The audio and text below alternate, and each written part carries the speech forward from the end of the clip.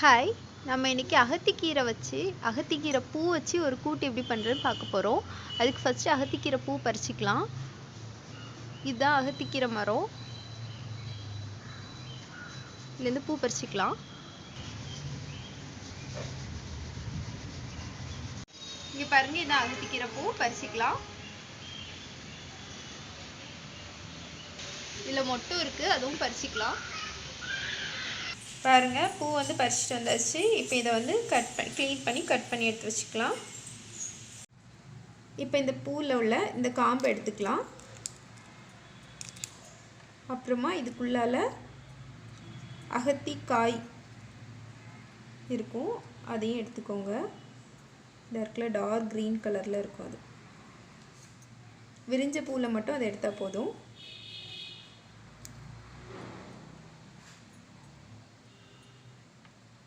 மீதி எல்லாத்தையும் கட் பண்ணிக்கலாம்.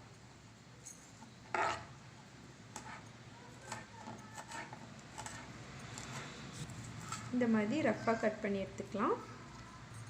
மொட்லையும் இந்த காம்பை மட்டும் எடுத்துட்டு கட் பண்ணிக்கலாம். பாருங்க, அகத்திக்கீரை வந்து பூக்க தொடங்கிடுச்சுன்னா நிறைய பூக்கும்.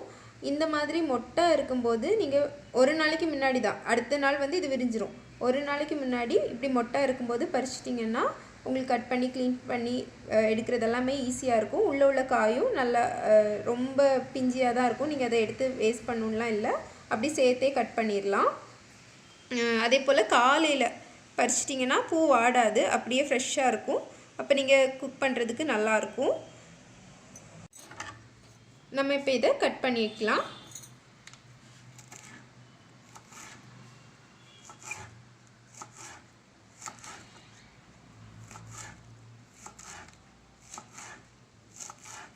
அகத்திக்கீரையில் லைட்டாக ஒரு கசப்பு டேஸ்ட் இருக்கும்.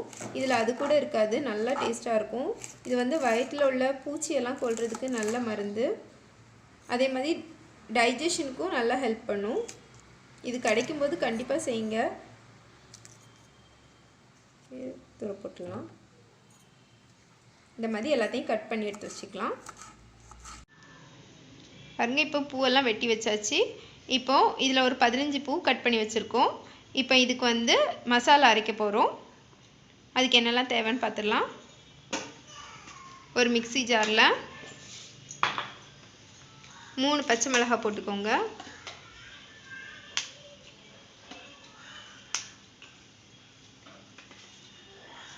ஒரு அரை டீஸ்பூன் ஜீரகம், கொஞ்சம் கருவேப்பிலை, அப்புறமா தேங்காய்.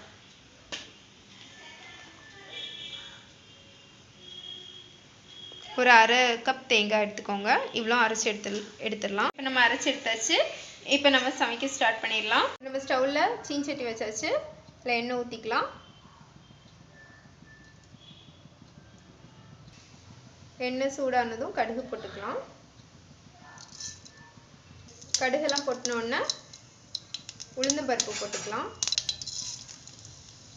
பருப்பு பொரிஞ்சதும் ஒரு 4-5 உள்ளி வந்து கட் பண்ணி வச்சுக்கலாம், அதை போட்டுக்கலாம். சின்ன உள்ளி, அப்புறம் கருவேப்பிலை.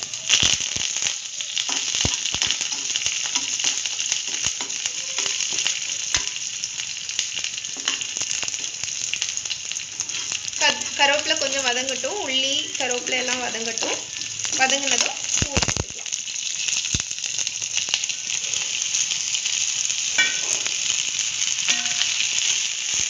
பூவும் கொஞ்சம் வதங்கணும். இப்போ டேஸ்ட்டுக்கு கொஞ்சம் உப்பு போட்டுக்கலாம். உப்பு போட்டால் கொஞ்சம் ஃபாஸ்ட்டாக வதங்கும்.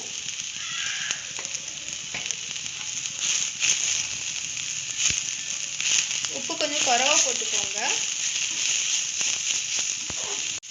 வதங்க இந்த பூ வந்து சுருங்கிரும், அதனால உப்பு கொஞ்சம் கம்மியாகவே போட்டுக்கோங்க. இப்போ இதில் அரைச்சி வச்சுக்க தேங்காய் போட்டுக்கலாம். லைட்டாக வதக்கிட்டு கொஞ்சம் கொஞ்சமாக தண்ணியை தெளித்து வதக்கி க்ளோஸ் பண்ணி வச்சுக்கலாம். லைட்டாக வேகணும். கொஞ்சமாக தண்ணி போதும். பார்த்தீங்களா, லைட்டாக தெளித்து தான் செஞ்சுருக்கோம். மூடி வச்சுட்டு சிம்மில் வச்சிடணும். ஒரு 2 நிமிஷம் அப்படி இருந்து வேகட்டும். இடையில 1 நிமிஷம் கழித்து ஒருக்கா இந்த மூடியை ஓப்பன் பண்ணி அந்த மூடியில் மேலே தண்ணி இருக்கும், அந்த தண்ணியை உள்ளே ஊற்றிக்கோங்க. அப்புறம் லைட்டாக வதக்கிட்டு திருப்பியும் 1 நிமிஷத்துக்கு க்ளோஸ் பண்ணி வேக வச்சிடலாம்.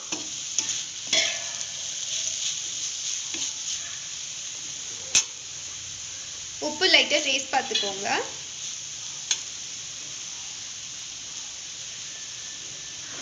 இது கூட நம்ம இப்போ முட்டையும் விட போகிறோம், அதுக்கும் சேர்த்து உப்பு இருக்கணும், அந்த மாதிரி பார்த்துக்கோங்க. இப்போ பாருங்கள், இது நல்லா வதங்கிடுச்சு. இதில் இனி முட்டை சேர்த்துக்கலாம். 2 முட்டை சேர்த்துருக்கேன். நீங்கள் உங்கள் விருப்பத்துக்கு முட்டை சேர்த்துக்கோங்க. 1 முட்டையோ 2 முட்டையோ சேர்த்துக்கோங்க. இனி கொஞ்சம் கூட்டி வச்சுருங்க ஸ்டவ்வை. இதில் ஏற்கனவே கூட்டு வந்து நல்லா வெந்துடுச்சு, அந்த பூ வந்து நல்லா வெந்துடுச்சு. அதனால இனி முட்டை ஊற்றி முட்டை வேகிறதுக்கு ஸ்டவ் வந்து கூட்டி வச்சு நம்ம வந்து மிக்ஸ் பண்ணி எடுத்துடலாம். கடைசியாக இறக்கும்போது கொஞ்சமாக நெய் ஊற்றி எடுத்திங்கன்னா நல்லா மணமாக இருக்கும். இது இனி அப்படி பிரிஞ்சு வரணும், முட்டை வந்து தனித்தனியாக அப்படி பிரிஞ்சு வரணும். அது வரைக்கும் வதக்கி எடுத்துக்கோங்க. இந்த அளவு வதங்கினோடனே நம்ம ஸ்டவ் ஆஃப் பண்ணிடலாம். இப்போ நம்மளோட அகத்திக்கீரை பூ பொரியல் ரெடி ஆயிடுச்சு. இது எல்லாரும் கண்டிப்பாக ட்ரை பண்ணி பாருங்கள்.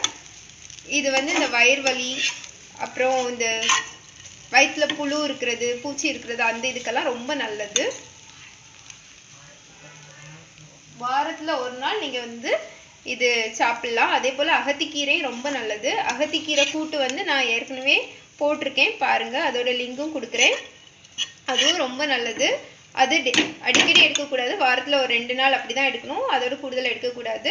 இது அப்படி கிடையாது, நீங்கள் எடுத்தாலும் ஒன்றும் பண்ணாது. அகத்திக்கீரை வந்து நல்லா வேக வச்சு அப்படி தான் சாப்பிடணும். லைட்டாக வெந்தது கம்மியாக இருந்துச்சுனாலும் டைஜஷன் ப்ராப்ளம் வரும்.